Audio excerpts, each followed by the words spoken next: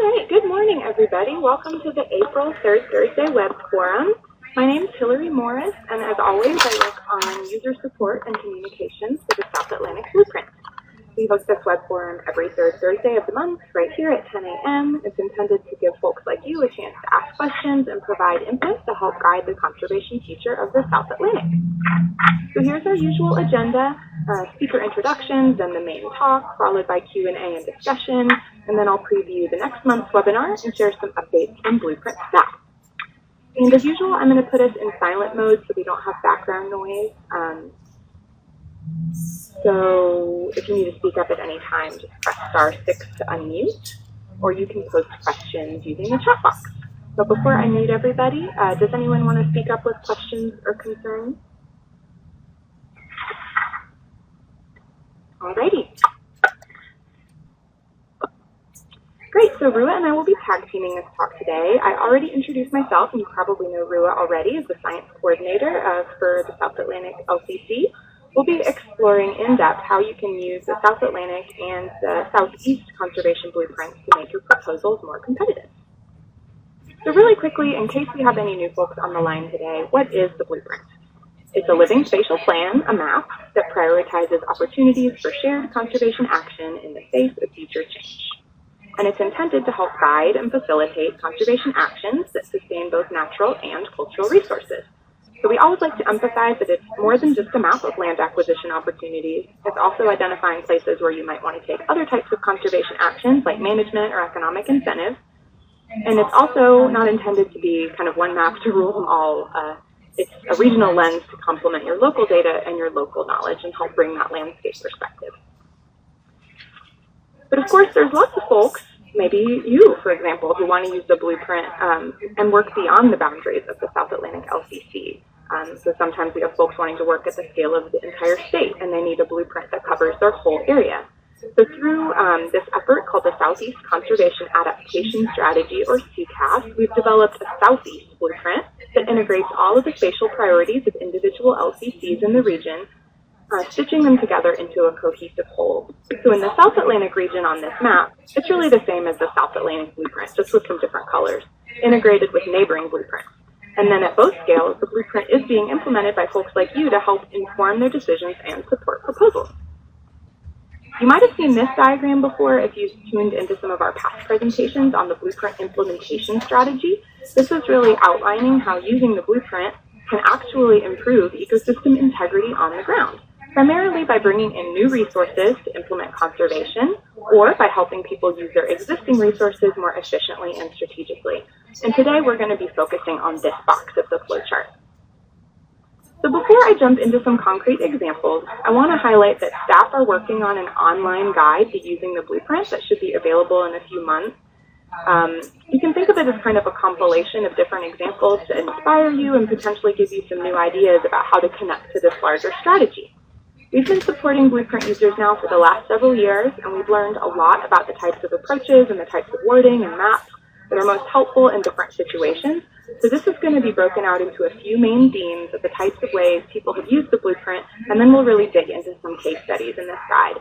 So one way that folks are using the blueprint is to strengthen their grant proposals, and you're going to hear some of those examples today, of course. And then we've also helped individuals as well as agencies and organizations prioritize where to work. This is often by filtering down the blueprint to an issue or a type of resource or a type of focus area that they're most interested in. The blueprint can also help you communicate the importance of your area of interest in the context of the larger landscape, help tell that unique story. And then the blueprint can also help report out on metrics of conservation impact to show how the results of a particular action might take place. So this might look at the impacts of your actions on the South Atlantic indicators or on other metrics. And then lastly, we've had some recent cases where the blueprint was used to kind of demonstrate the conservation community's ability to speak with one voice. For example, in creating a new funding source for conservation or defending an existing funding source.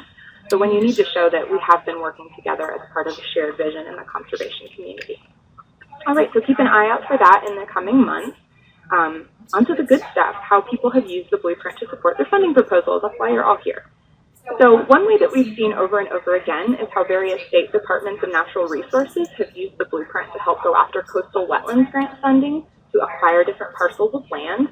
So we're going to walk through an example from February 2016, which was back in the Blueprint 2 era. So sort of rewind with me as we go back a couple of years to our first data-driven blueprint.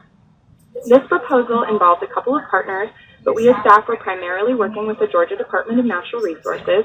And to give you some context, this project was part of a larger effort to conserve the lower Altamaha River system. The site itself is called the Altamaha Connector. It's about 800 acres that contain a variety of different types of ecosystems.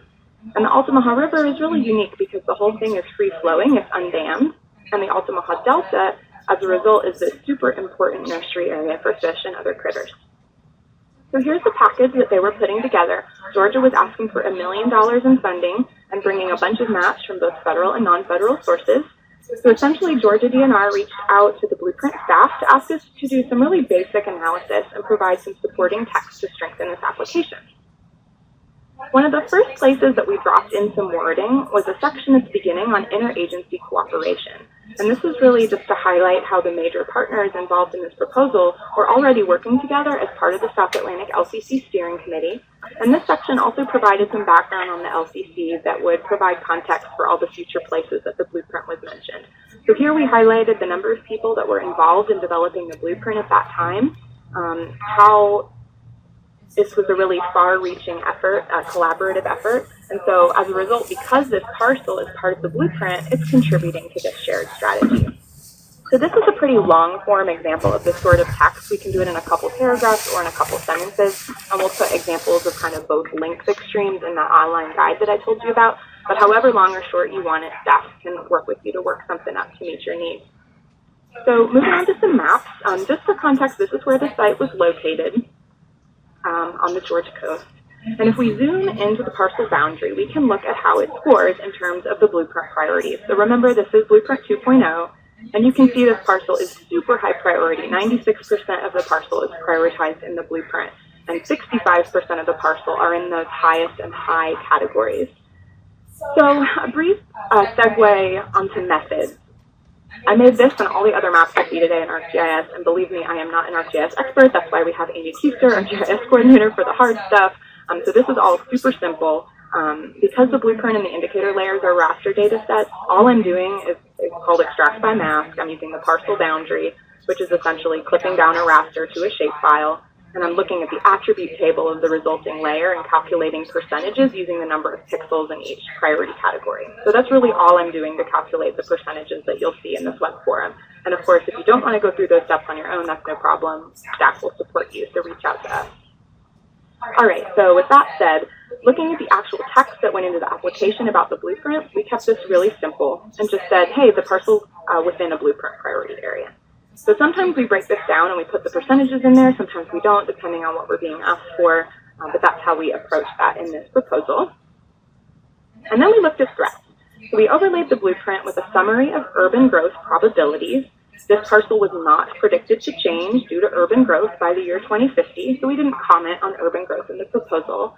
So this layer is one that we use to show urban growth at our Blueprint 2.0 workshops. Now we typically use the full sleuth urban growth model, and I'll show you an example of that later today. Next, we looked at sea level rise. That's our other threat that we often look at.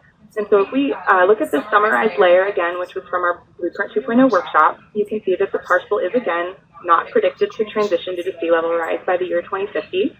This is using a 0.9 meters by 2100 scenario that we've scaled down to 2050, so not likely to be impacted by sea level rise either. But sea level rise isn't the only component of climate change that we can look at. We can also dig into our resilient biodiversity hotspots indicator and see how resilient the site is likely to be in terms of the biodiversity it supports in a changing climate. So at this time, back in Blueprint 2.0 days, this was a binary indicator. You were either a resilient hotspot or you're not. And since then, that indicator has changed a bit and is now binned into more categories. But back in 2016, this is what you saw, and 87% of the site is a resilient biodiversity hotspot, which is a really strong score for this indicator.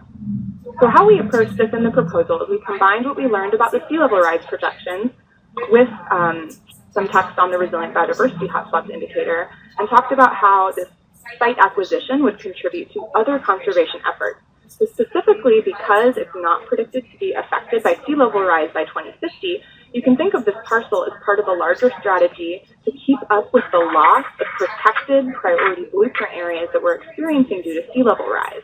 So we know that this site, because it's a resilient biodiversity hotspot, is a resilient investment that will continue to support high levels of biodiversity even in the face of climate change, and it's helping us keep up with the losses that we're experiencing due to sea level rise. And that's all we added to this proposal. So as with most of these that we see, it's already really strong. We just found a few places where we could try to reinforce why this parcel was a great investment. And I want to spend a little bit more time showing you some other ways that we've integrated the blueprint into other coastal wetlands grant proposals, even though we didn't necessarily do them in this particular example with the Altamaha Connector. We've actually, I think, supported 4 different coastal wetlands grant proposals since 2016 that have been successful and brought in about $4 million to support state DNRs who are going after this grant funding. So one thing we often do is we write a letter of support that will typically call out how much of the parcel is in blueprint priority categories and how it scores on a few different indicators. So this is an example letter of support from another coastal wetlands grant application that the North Carolina Wildlife Resources Commission submitted last year with help from partners like the Coastal Land Trust. And I'm very happy to say we just found out yesterday that this proposal was successful in bringing $1 million in to fund land acquisition of a 3,000-acre tract along the Waccamaw River. So we're super happy that the blueprint had a supporting role to play in this success story. But you can see how this summarizes how much of the parcel is in various priority categories in the blueprint, and it's emphasizing some of the indicator values that are driving those priorities. So a few minutes ago, I already showed you how we generate those percentage of blueprint priority summaries. So I want to go back to that example of the Altamaha Connector parcel and see what it would look like if we wanted to generate some indicator summaries as well.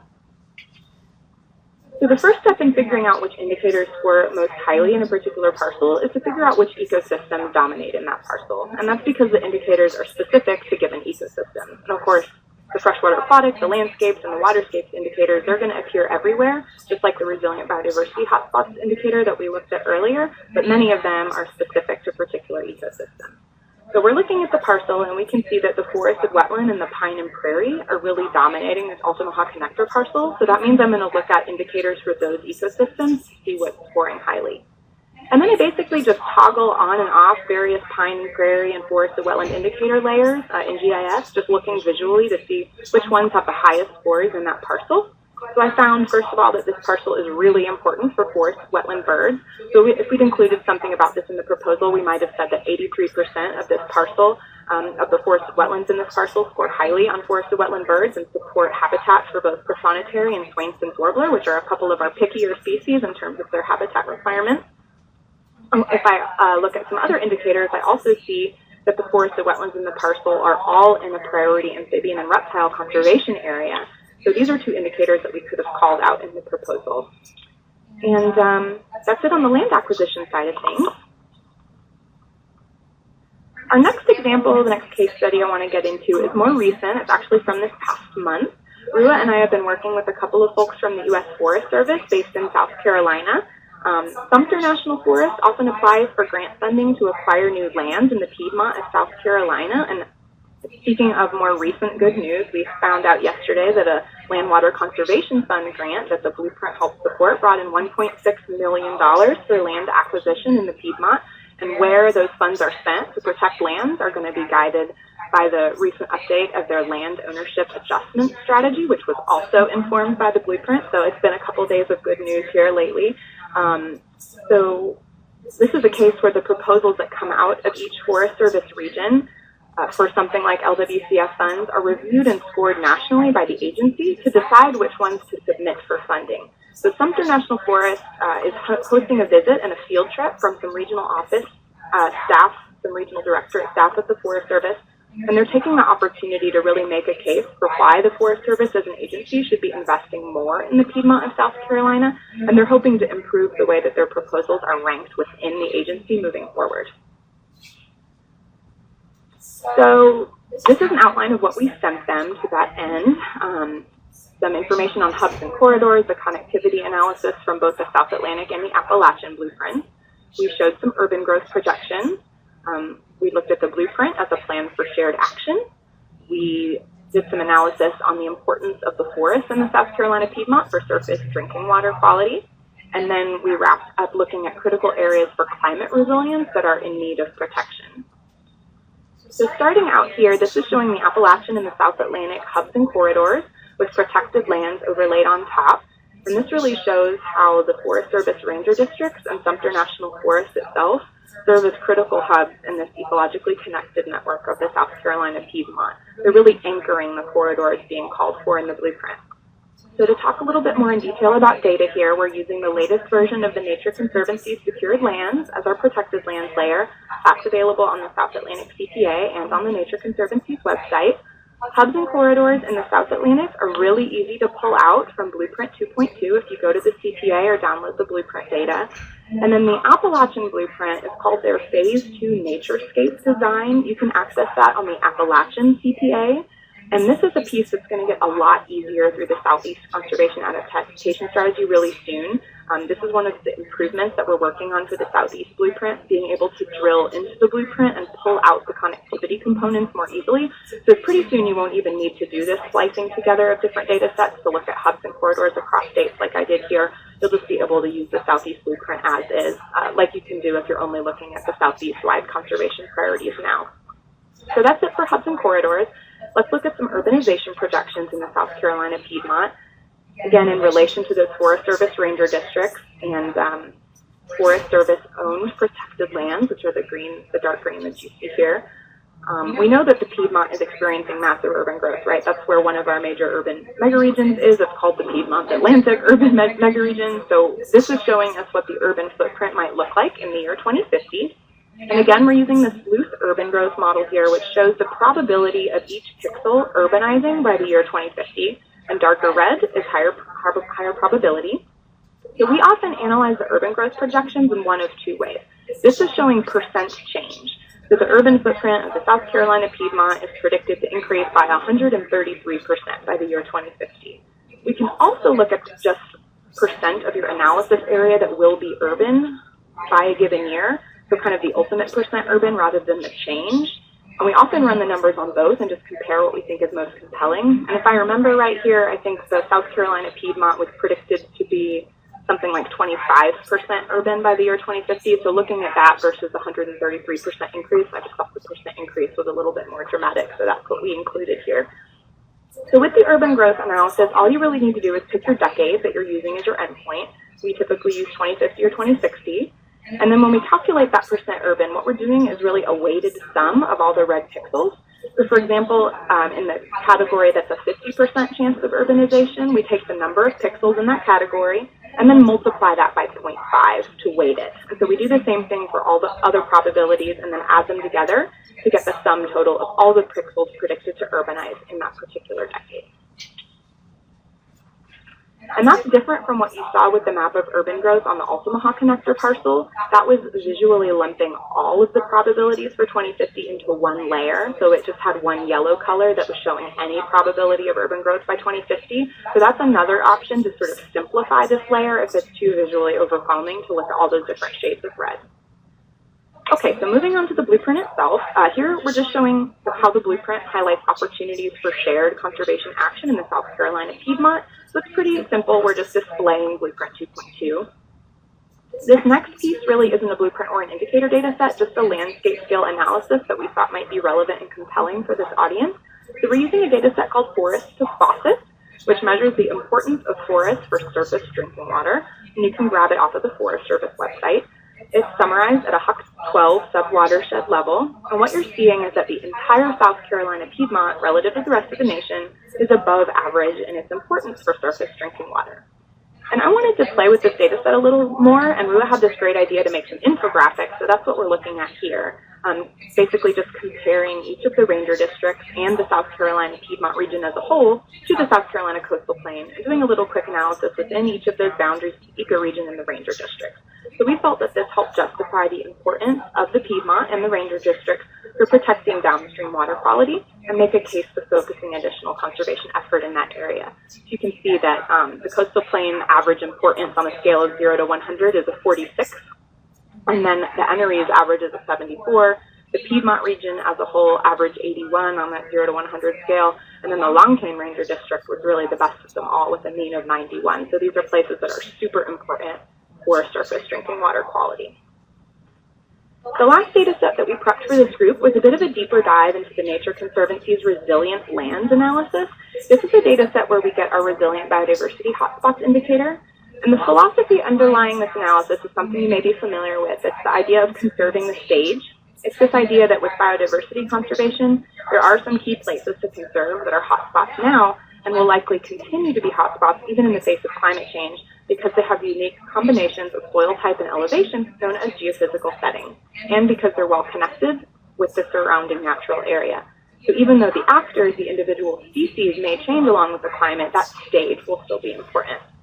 So the Open Space Institute did an analysis a couple of years ago to look at which geophysical settings are underrepresented in the conservation community's portfolio of protected land. We want to make sure that we protect great examples of all these different settings because it's critical for climate resilience. So which of those settings aren't really getting their fair share of conservation? And that's what we're looking at with this layer, underrepresented settings. You can see that a whopping 83% of the Piedmont is comprised of underrepresented settings, compared to just 13% of the coastal plain. So we know that conservation in the Piedmont is going to advance this critical component of climate resilience. And that's really it for the Piedmont. Rua, I'm going to hand this off to you to talk about our last couple of case studies. Awesome. Sounds good. Can you hear me? Did I get off mute? Sure can. Awesome. Okay, cool. All right. Now I'm going to hand off here real quick and going to talk about one example that I think you've probably seen, a number of the folks on here have seen or heard the very highlights of this particular example.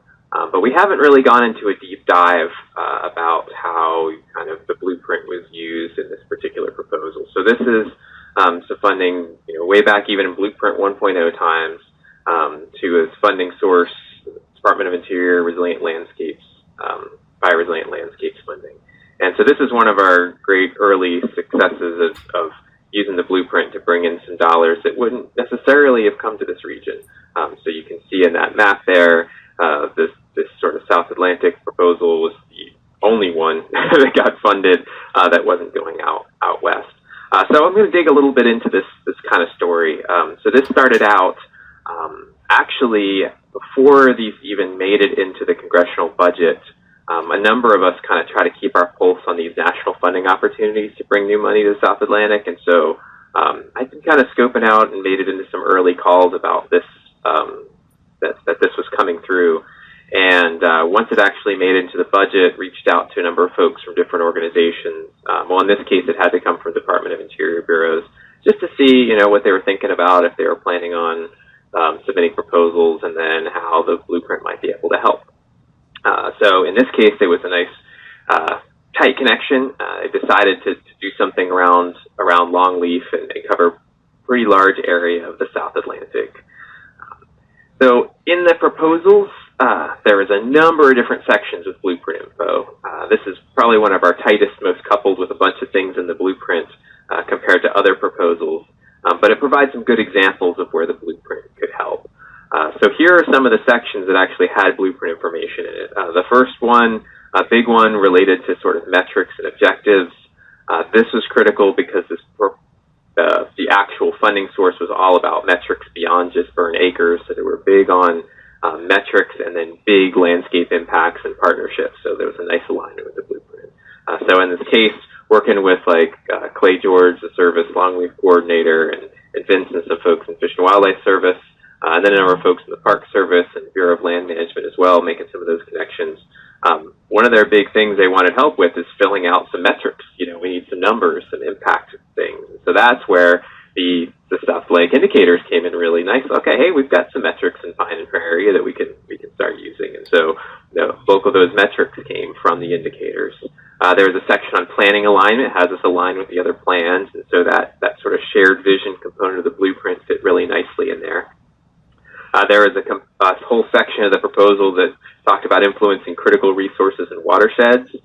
So in this case, the blueprint contributed to sort of what does the landscape scale success look like at these. So we folded in a few other ASS and other sort of at-risk species and things, but the bigger landscape scale success component came from the indicators, state of the South Atlantic, and then some of the languages, like you saw before, that Hilary showed in the coastal wetlands grants around things like partnerships and integration with other work was a nice way of showing how this kind of fit into a larger conservation strategy. And then finally, on the monitoring adaptive management role, we had a component of the indicators in reporting, and I'll talk about that in a little bit as well. So there's a bunch of places where there was some language and some components we helped with in this particular proposal. But like Hilary said, there was a bunch of other great things that happened that weren't even blueprint stuff that helped really make this proposal competitive as well, which is great. Another component was, in this case, filtering the blueprint to identify the project area itself.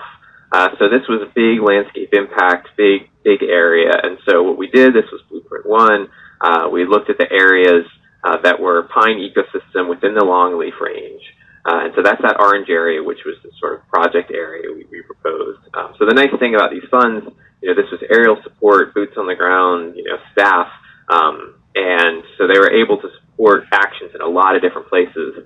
So some of it went on to Department of Interior lands, but a lot of it also went to state lands and private landowners and NGO lands and things like that. And so the component was, basically the approach was there were these Department of Interior kind of longleaf hubs that identified, some being Park Service, BLM, and Fish and Wildlife Service. And so those were the anchors of where some staff met, but they are able to work, and the projects was able to cut across this larger area.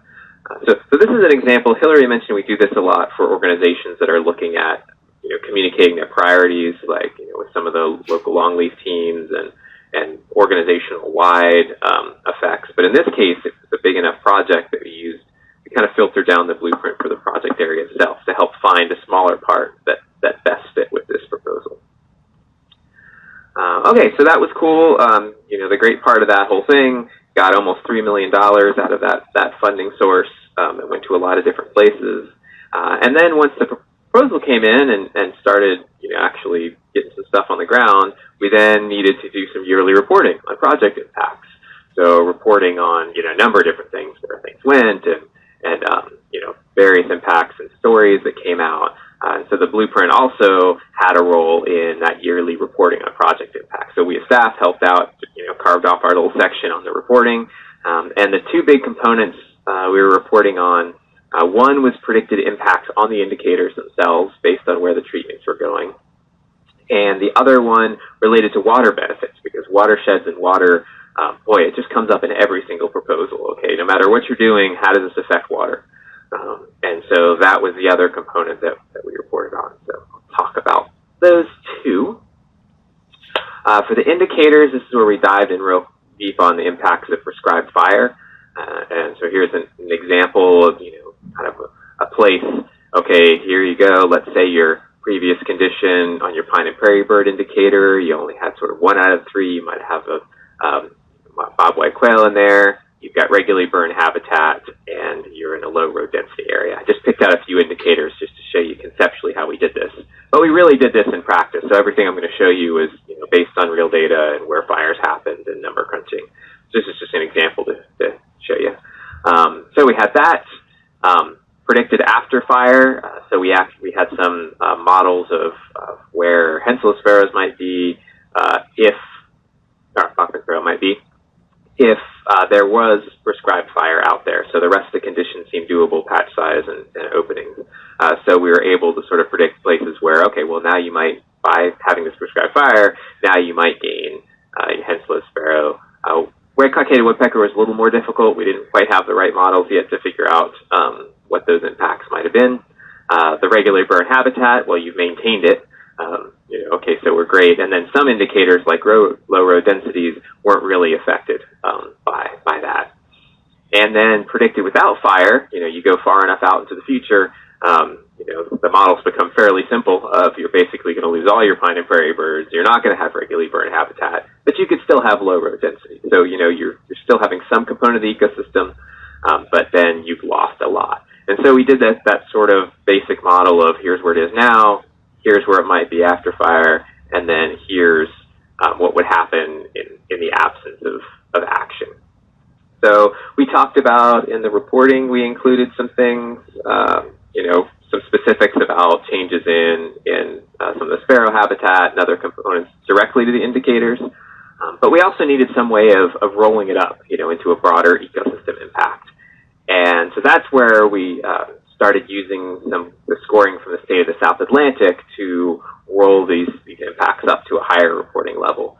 So from here, you've got each of your indicators, then we convert those to our indicator scores, okay, percent of those areas burned that are in good condition for each of the indicators individually, and then you average up the scores to get an overall score of the impacts themselves. So then we could convert these predicted changes into indicators and what-ifs into a higher level letter grade in addition to the more specific information on individual indicators. And here's what it looked like. I think this was fiscal year 16, where we actually ran the numbers for the previous condition across all the places and predicted after fire. So of all the places that we did get burned, we did manage to increase the letter grade score on those places that were burned during that period of time, and then predicted without fire, okay, well, if we just left it alone, if we didn't burn it for long enough, they basically would have scored an F. So that was a fairly nice way of rolling it all up. And actually, some of these slides are the same slides we used in a little short video to send up to folks in the national office. They were really interested in the whole scoring mechanism. So that's another thing we helped out with, is not just doing the scoring, but did a quick little video to send up to folks that were interested in learning a little more about how we did it. So that is an example of connecting the actions and the indicators in the yearly reporting. The other component we did relates to water itself. And so this is where, and you've probably heard me talk about this a number of times, but this is where we really got started digging a little deeper into how prescribed fire might impact water, particularly water availability in this region. So quick primer, okay, comes up a lot. Well, how fire can increase available water. Basically the way it works, fire reduces the overall leaf area of longleaf ecosystems. So if you look at that picture on the right, much more open after a fire. On the left, as the canopy, as the understory builds up, you don't burn it for quite a while, you have a lot more leaf area. And less leaf area means less water lost to evapotranspiration. So all that water is coming out of all those extra leaves from when you're not burning it. So that's basically the simple physiology component of this. Now, how much water is lost and then where that extra water goes, that depends on a whole lot of other stuff. At the time of this reporting, we had gotten a pretty good start on how much water is lost and have more recently been making more progress on where that water actually goes. How much of it stays in the soil, how much of it goes to aquifers, how much it goes to surface water. So for the purposes of this done, we were just looking at what we call water yield, which is sort of how much is just not lost to that evaporation. And so then in the yearly reporting, this is an example for fiscal year 2016 reporting. Pretty much what we do is then we'll, put in some text. So in the beginning here, we wrote a bunch of text. I know it's a lot to read. The beginning, we put a little contextual text about sort of, okay, well, what's going on? Why does this whole water and drought connection matter in the southeast?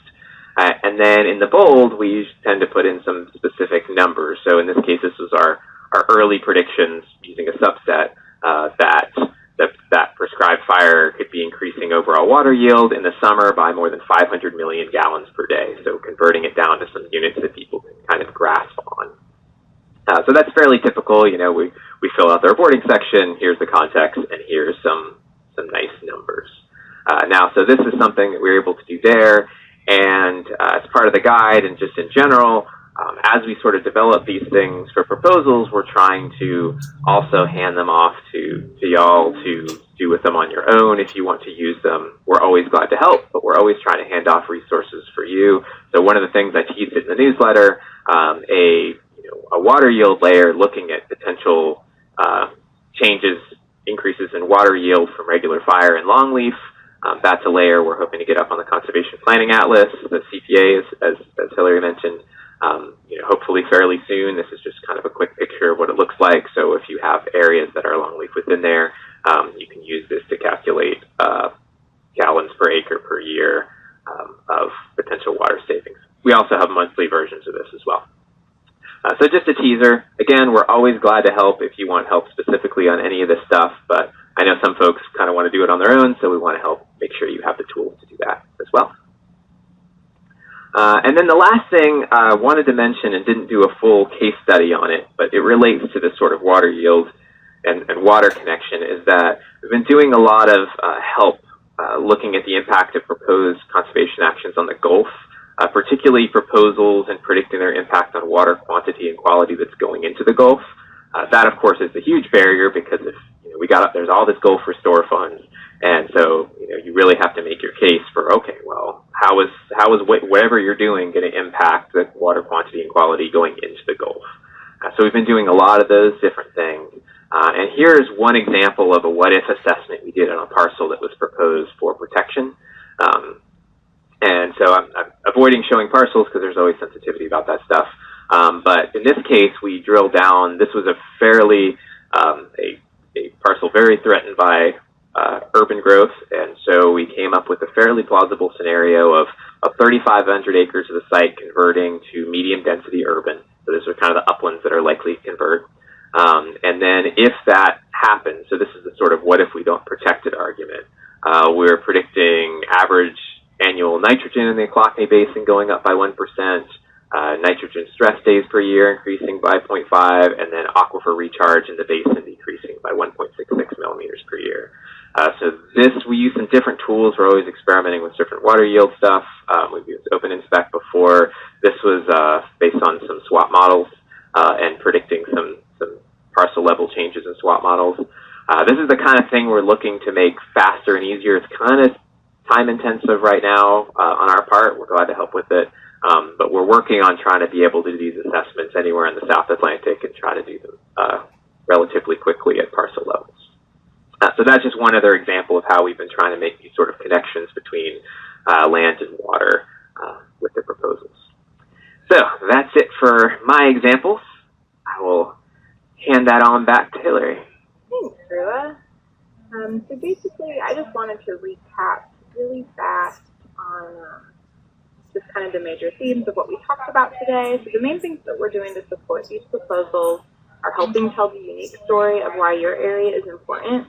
We're helping look at the impact of threats and look at the impact of conservation actions on the resources that we care about. And so if any of this you think would be useful to you in the next proposal that you're working on, or you want to learn more, please reach out to someone on the South Atlantic staff. I put mine and Rua's contact information here, but you're welcome to reach out to Rua or to Mallory or Amy as well. We're here as a resource for you. That's what user support is all about. So with that, I'm going to pause for questions. So I can take us out of silent mode here, or we can use the chat box. The conference is now in silent mode. The conference is now in talk mode. Okay, so please feel free to speak up freely if you have any questions.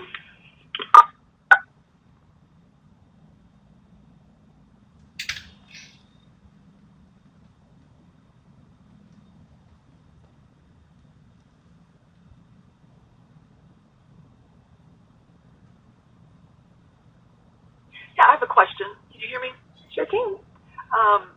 So it's when organizations want your assistance for various proposals, is there guidelines that you give in terms of who you would work with? I assume it'd be government agencies as well as nonprofits, but can you talk a little bit about that? Is there a fee for your assistance? Or We work with anybody, federal, state, nonprofit, private, and we have not charged a fee for that, although some like really long sustained projects, I think we have gotten offers to kick in for staff salary. Rua, do you want to expound on that at all?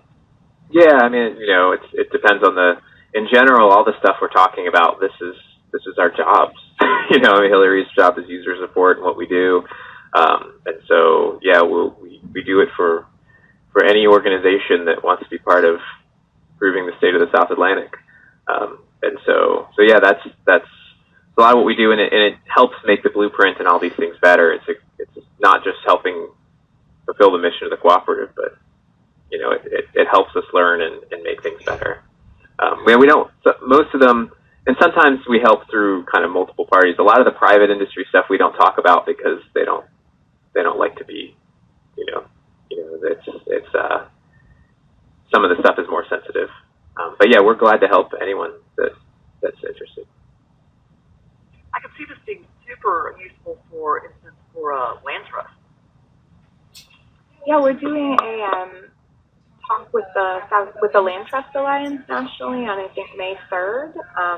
But yeah, we're definitely looking to get this more on the land trust side of things radar. Our numbers of land trusts that have been involved in the blueprint process over time have been growing, but there are so many of them, we definitely have a long way to go on reaching that community.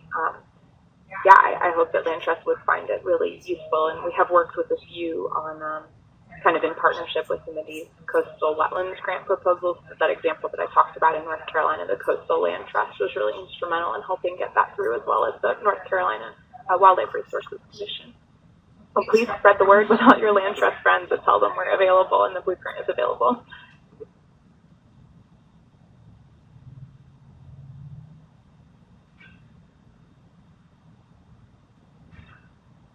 Any more questions? We have time. It's really great information. Thank you guys so much. Yeah, absolutely. Thanks for joining us. If you have any thoughts on other things that you would like to see in that guide other than what we talked about today, please feel free to share that feedback with us. We want it to be useful to you guys. Yeah.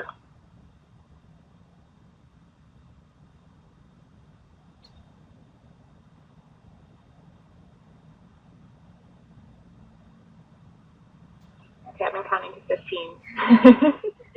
Last chance.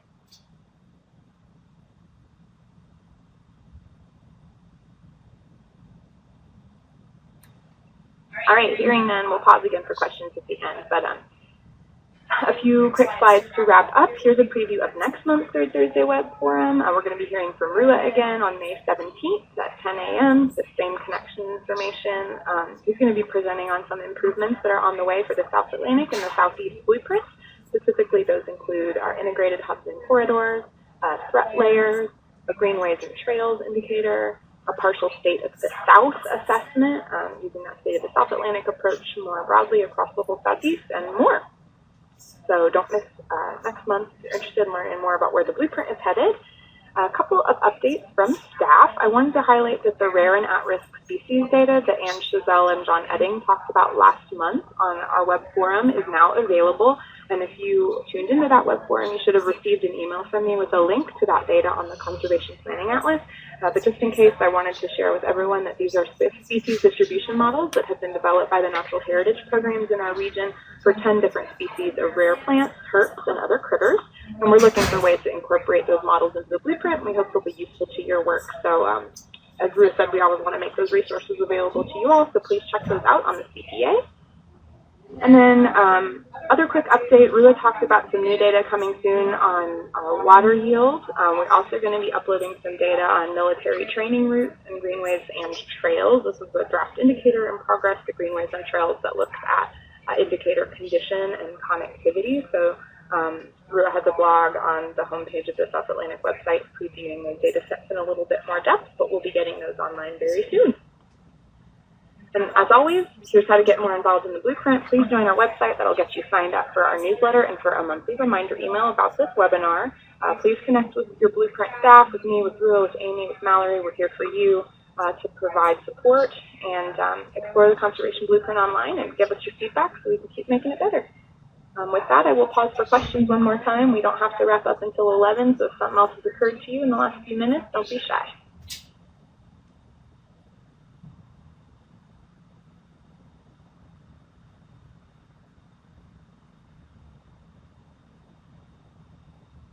All right, thanks for tuning in, everybody. Hope to see you next month. Bye, everyone.